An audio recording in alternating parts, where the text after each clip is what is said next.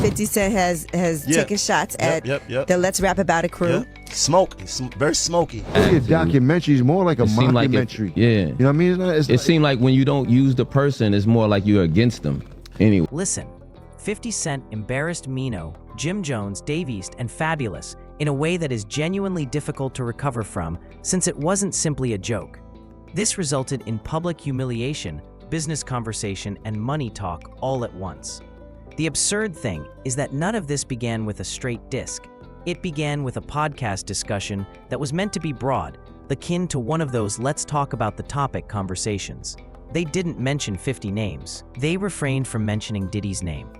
However, 50 found it very easy to take it personally due to the date, the manner they presented it, and the new trends. Additionally, you already know when it's time once 50 takes it personally. He doesn't engage in civil discourse. Let's agree to disagree. He doesn't do it. He doesn't engage in back and forth arguments. He immediately goes for anything that will stick with you, disgrace you, and change the way the entire internet views you.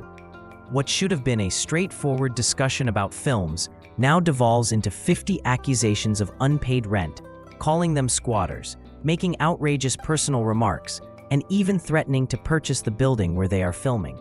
The worst thing is that each time they attempt to reply, it just makes them appear more anxious or guilty.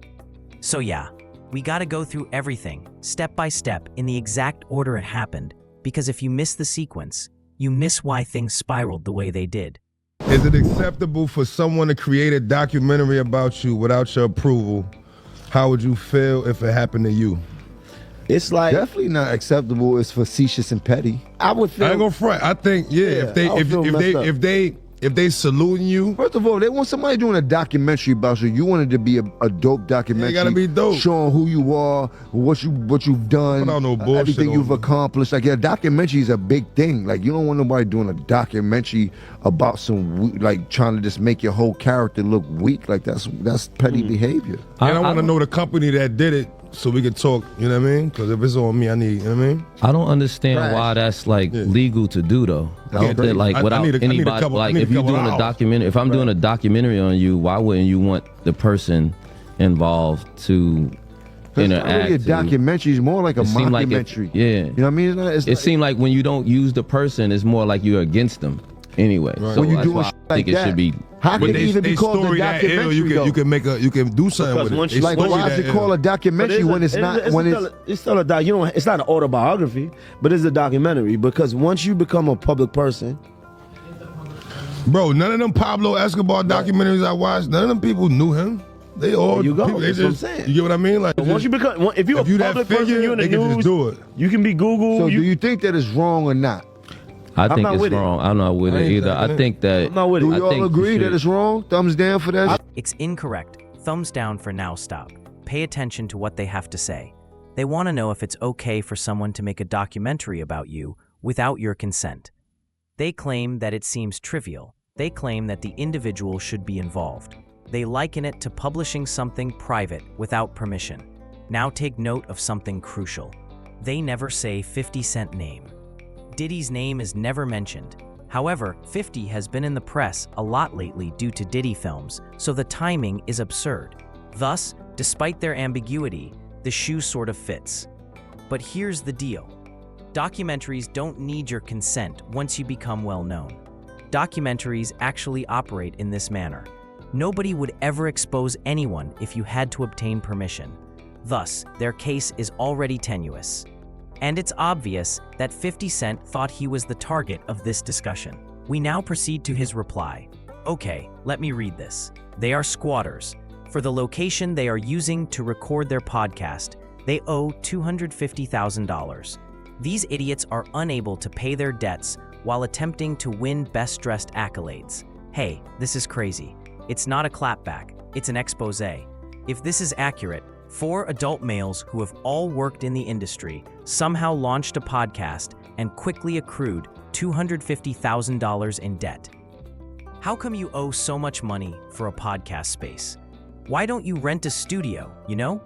Why are you filming in a location that you obviously cannot afford? This is just nonsensical. And keep in mind that when someone assigns a number or becomes particular, it usually indicates that they are knowledgeable. At this point, the scenario shifts from humor to shame for the company. And 50 wasn't finished. I'll carefully read this. I know that Diddy was your hero. Remain down with him. Act as though you don't recall, and I don't care if you let him play with your butt. Listen, I don't think Jim Jones ever did anything like that. It was also said by Flacco. The hyperbole in that section is obviously disrespectful. However, 50 is making a more significant argument here. In reality, 50 is saying this. Many of these guys are standing up for Diddy because they identify with him. They don't think his actions will end his career. They were raised in a field where such things were commonplace. Therefore, their criticism of documentaries that expose Diddy is essentially self-defense. 50 went there for that reason. He subsequently made the decision to humiliate everyone. This one is particularly terrible since that is the point at which 50 stops debating and begins purposefully embarrassing people. 50 is a compilation of Diddy's excessive familiarity with many rappers over the years. Hand gestures, body language, and instances that were dismissed or overlooked at the time but now appear extremely uncomfortable. And he essentially writes, "How did y'all let this happen?" in the caption. Last night, I woke up today and I was like, what is going on? I heard. So it looks like 50 Cent has taken shots at the Let's Rap About It crew. Smoke. Very smoky. Now, 50 posted this. Documentaries are a big thing. Like, you don't want nobody doing a documentary about some, like, trying to just make your whole character look weak. Like, that's petty behavior. I don't understand why that's like legal to do though. Documentaries more like a like mockumentary, shit like that. Do you think that is wrong or not? I'm not with it. All right, now he posted that clip, and then he also posted, and I got to make sure I got to see like what's true and what's not true. Call us squatters. Yeah, he called you guys squatters and said you guys owe $250,000. So is that true? I don't know nothing about that. Okay, so you guys have paid your rent. I don't know what he's talking about. Okay. How long did this slide? This is no longer about demonstrating a point. This relates to optics because there is no clear response once the video appears on the screen. It cannot be explained away without coming across as defensive. You can't laugh it off without appearing to be involved. Additionally, you cannot dismiss it because silence can appear to be agreement. People will presume you have something to conceal if you remain silent. People begin to replay the videos even more if you reply. This is the reason this action works so well. 50 does not currently require receipts. All he needs is for folks to tape 2 looks. He is aware that the internet will take care of the rest. And just when you thought that was the pinnacle of it, just when you thought he had made his point, he did what 50 usually does. He takes it to an all-new level. This wasn't on my to-do list, but I'll find time if you insist. I'm attempting to purchase 50% of your podcast, as well as the location where you shoot. Hey, this isn't trolling anymore. It's a power play. If this is true, then 50 is implying that I might eventually control the building you are sitting in addition to asking if you all owe money. That is absurd. To put it in perspective, though, you said you weren't taking aim. No, we not making our podcast not going. We don't talk about people. We take things and internalize it. We was talking about, it was a general conversation about do people have the actual right to make a documentary about you, and how would you feel if it was you? But I get where you're coming from. But at the same time, I'm not trying to walk nothing down. Like, if it's smoke, it's smoke. All right, well, here is the full conversation of what you guys were talking about, because it was really just about legally, can you... Right, that's what it was. And then you started talking about sex tapes, because somehow it always comes back to that. Here's what happened. Is it acceptable for someone to create a documentary about you without your approval? How would you feel if it happened to you? It's like... Definitely not acceptable. It's facetious and petty. Right, it's like somebody putting out your sex tape. Yeah, if you want to make... Yeah, exactly. I don't know that that's comparable, because a sex tape, you got to make sure your likeness just put that. Yeah, but documentaries, people can do them, and they do them all we know the that. time. So, we know that. But everybody panties is in a bunch. Oh my God, it doesn't feel like this is a big. No, it ain't nothing. Yeah, but the thing is, the intention was not to come at him. If you shooting and you saying they and these guys, and you got a picture and I'm in a picture, I'm shooting back, and it's with whoever. It's with whoever, whenever, however. We know. Whatever. We know. Yeah. All right. Well, thank you for clearing that up, because people are like, you're not going to be up here and not address it and talk about it. But Absolutely. We don't make our podcast not constructed to be doing that. Like we make it somehow about ourselves. But everybody taking shots at us though for whatever reason. You know what I mean? I'm sorry. Are you okay? Yeah, it is. No, I'm fine. I'm fine. I'm just saying, like, I'm with whatever. Like. All right, but look, when we come back, we got This is a crucial part, so observe how Maino responds. They don't pose a challenging query to him. They don't pose ambiguous questions to him. They ask him directly, do you owe money? Has the rent been paid? In this case, the answer is yes or no. This is not a gray area.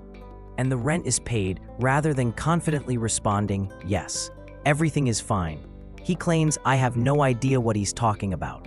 Because you don't hesitate to pay your bills. That response provides you with all the information you require. You don't sidestep. You don't sidestep the question. You respond to it promptly, boldly, and clearly. Human nature is like that.